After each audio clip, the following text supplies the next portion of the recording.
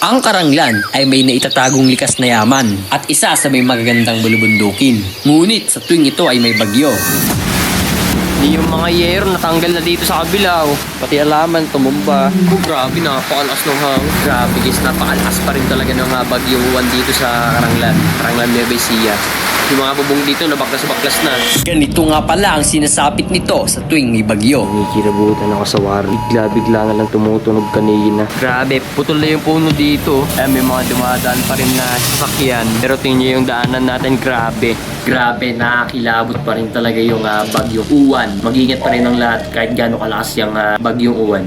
Time check, it's 8:31 ng gabi. Bukas, taralibutin natin yung lagayan ng ating mga kababayan dito sa Barangay Piut, Karanglan. 5:30 pa nga lang pala ng umaga ay bumiyay na kami ni Papa upang kamustay ng aming mga nasasakupan at ang mga residente rito sa Barangay Piut, Karanglan. Ay, nadali ako. Ilaw.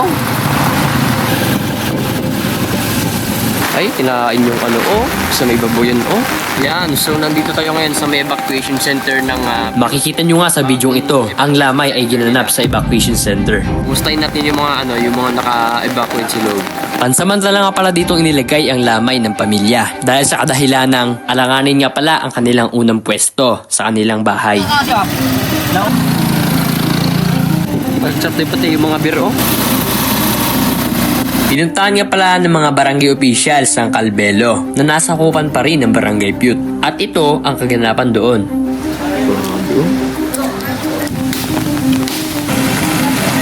Mapapansin sa ilalim ng tumumbang puno ang motorsiklo. may mga DPWH na ililis na ako dito na hanggang na laglag sa tapat ng highway. Pahirapan nga pala ang pagtanggal ng malaking punong ito sa gitna ng highway.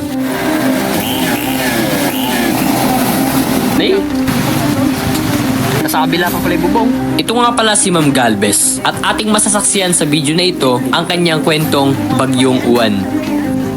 Ibig sabihin, kagabi po naglilikas na po kayo ng mga tindang nalaglag na nasira po.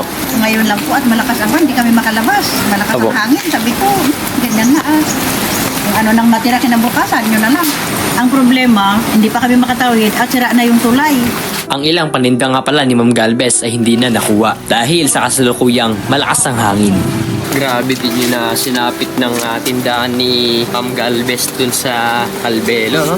Ito nga pala ang tulay na nabanggit ni Ma'am Galvez kanina. Pati rin pala itong laki ng ilog, pati itong hangin bridge na kakain ng ilog. Halos sa mga taga rito ay nasa kabilang tawid ang kanilang mga pananim. Tingnan sana yung mga pananim namin na mga nasira, wala naman ng tulay. Pati mga pananim, wala na. Nasira na. Hindi po kami makatawid. Paano na yung kabuhayan po namin? May mga bagay talaga tayong hindi inaasahan sa ating buhay. Ang mga pagsubok at kalamidad na hindi natin alam kung kailan ito darating at kung kailan ito mapaghahandaan.